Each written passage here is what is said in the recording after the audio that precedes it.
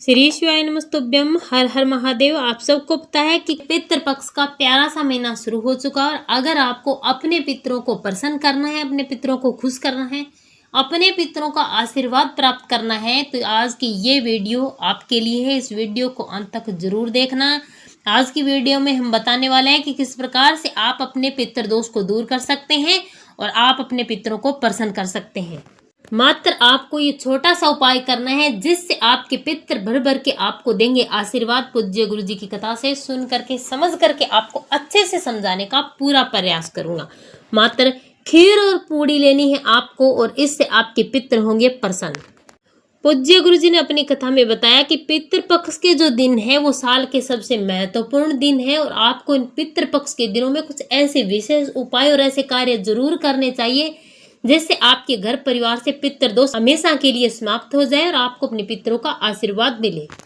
पूज्य गुरु जी ने बताया कि पितृपक्ष के वो दिन ऐसे दिन हैं जो साल में आते हैं, तब आप अपने पितरों का आशीर्वाद प्राप्त कर सकते हैं और इन दिनों में आपको चूकना नहीं है, कुछ भी नहीं कर सकते। तो मात्र एक विशेष सा काम आपको जरूर करना है जिससे आपके पितृ प्रसन्न होंगे और आपको आशीर्वाद देंगे। पूज्य गुरु जी ने बताया कि अगर आपके घर में लड़ाई झगड़े बहुत ज्यादा हो रहे हैं, बीमारियां बहुत ज्यादा आ रही है, बार बार एक व्यक्ति ठीक हो जाता है, दूसरा व्यक्ति बीमार हो जाता है, दवाई लग नहीं पा रही है, अगर आपके घर में बरकत नहीं हो पा रही है, आप कमाते हैं 2 रुपए, खर्च होता है 4 रुपए, तो ऐसा समझ लेना चाहिए कि आपके घर में पितृ दोष है।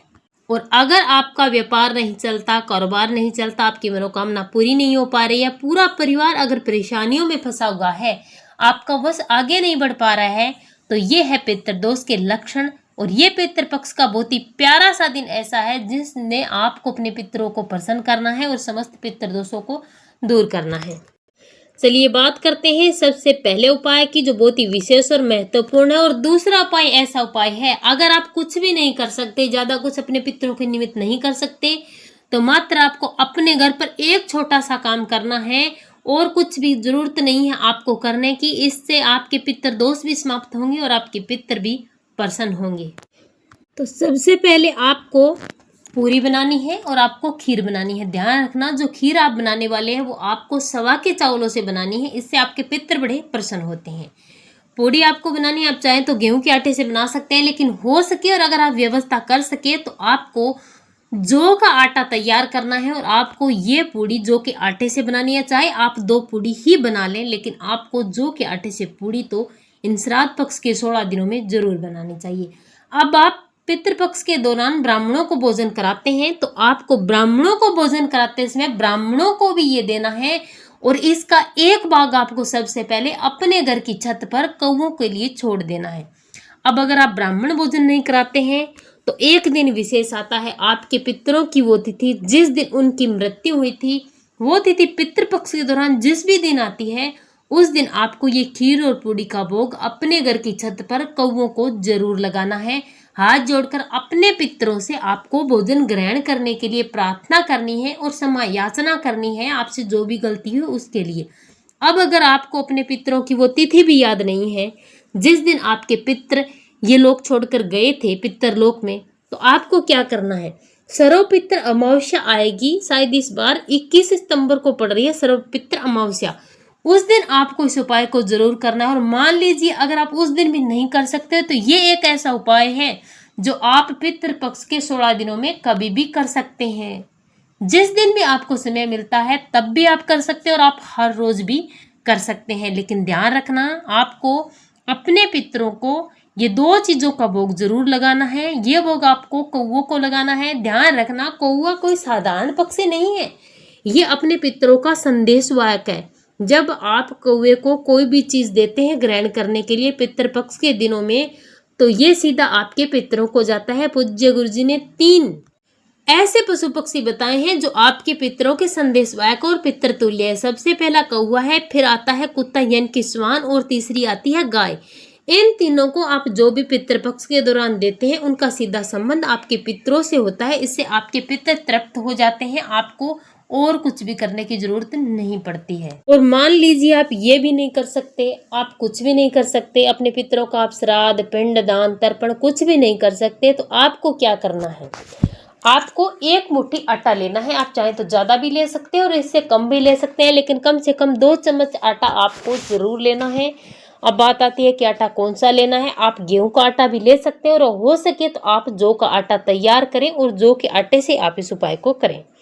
इसी के साथ आपको एक कलश में जल भरना है। ये आपको करना कब है? जब आप सुबह उठते हैं, सुबह उठते ही आपको ये आटा लेना है और एक कलश में जल भरना है। ना आपको अपना मुंह धोना है, ना आपको स्नान करना है। सीधे चले जाना है अपने घर के मुख्य द्वार के बाहर। सबसे पहले आपको अपने घर के मुख्य द्वार के बाहर आजू बाजू में राइट और लेफ्ट साइड में थोड़ा थोड़ा आटा रख देना है। रखने के बाद आपको अपने पितरों का ध्यान करते हुए ये जो जल है अपने घर के मुख्य द्वार के बाहर छींट देना है। पूज्य गुरु जी कहते हैं कि शिव महापुराण में ऐसा लिखा गया है कि जब आप पितृपक्ष के 16 दिन सुबह उठते हैं तो उन दिनों में जब भी आप अपने घर का द्वार खोलते हैं तब आपके पितृ अपने घर के द्वार पर खड़े रहते हैं। और अगर आप सुबह उठते ही 1 लोटा जल छींट देते हैं अपने घर के बाहर और थोड़ा थोड़ा आटा भी आप रख देते हैं तो ये सीधा आपके पितृ ग्रहण करते हैं। इससे आपके पितृ प्रसन्न होते हैं, आपको आशीर्वाद देते हैं। आपके घर में जो पितृ दोष लगे हैं वो सारे पितृ दोष समाप्त हो जाते हैं। जो लोग कुछ भी नहीं कर सकते उन लोगों को श्राद्ध पक्ष के पूरे दिनों में इस उपाय को जरूर करना है। और अगर आप पूरे दिन नहीं कर सकते तो कम से कम जितने भी दिन आप कर सकते हैं, जो दिन बच जाते हैं उन दिनों में आपको इस उपाय को जरूर करना चाहिए।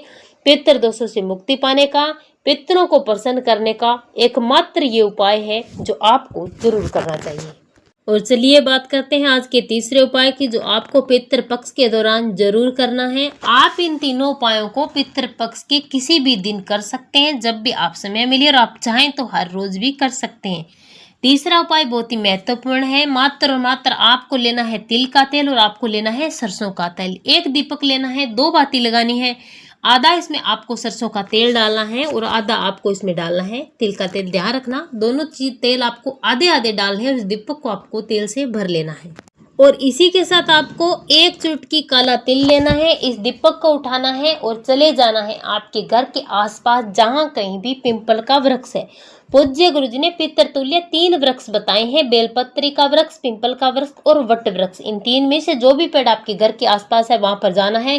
पिंपल वृक्ष के नीचे जाना है, दक्षिणी दिशा की तरफ आपको अपना मुख करना है और ये जो दीपक की बातें है वो भी आपको करनी है दक्षिणी दिशा की तरफ। ध्यान रखना पितृपक्ष के दौरान जब भी आप अपने पितरों को भोजन देते हैं, ब्राह्मणों को भोजन कराते हैं या फिर कोई उपाय करते हैं या फिर कोई दीपदान आप करते हैं अपने पितरों के निमित्त, हर कार्य आपको दक्षिणी दिशा की तरफ मुख करके ही करना है, क्योंकि हमारे पितरों का जो स्थान है वो दक्षिणी दिशा की तरफ ही है। इस तरफ करके हम जो भी करते हैं वो सीधा हमारे पितरों को ग्रहण होता है। इस दीपक को आपको पिंपलेश्वर महादेव का स्मरण करते हुए जला देना है और इस जलते हुए दीपक में आपको 1 चुटकी काला तिल डाल देना है। हाथ जोड़कर अपने पितरों से क्षमा याचना करनी है, उनसे प्रार्थना करनी है कि हम आपके बच्चे हैं, आज तक हमसे जो भी गलती हो गई आप हमें क्षमा करें और आप हमें अपना आशीर्वाद दें। इस प्रकार से आपकी जो भी मनोकामना उसे बोलना है, अपने पितरों के लिए क्षमा याचना करनी है। पितृदेव आर्यमा का स्मरण करते आपको हर प्रकार के उपायों को अगर इन पितृपक्ष के दौरान कर लिया तो दुनिया की कोई भी शक्ति ऐसी नहीं है जो पितृ दोष दूर होने से रोक ले। इस उपाय को करने से हर प्रकार के पितृ दोष दूर होते ही होते हैं, साथ ही साथ कर्ज की समस्या भी दूर होती है। धन को लेकर जो समस्याएं बनी है, दुख और दरिद्रता आपके जीवन में जो बने हुए हैं वो सब दूर हो जाते हैं। इसीलिए आप कुछ कर सको या ना कर सको, लेकिन इन 3 में से कोई एक भी उपाय अगर पितृपक्ष के दौरान कर लिया तो आपको पितृ दोषों से मुक्ति मिलेगी और आपके पितरों को तृप्ति मिलेगी। श्री शिवाय नमस्तुभ्यम। हर हर महादेव।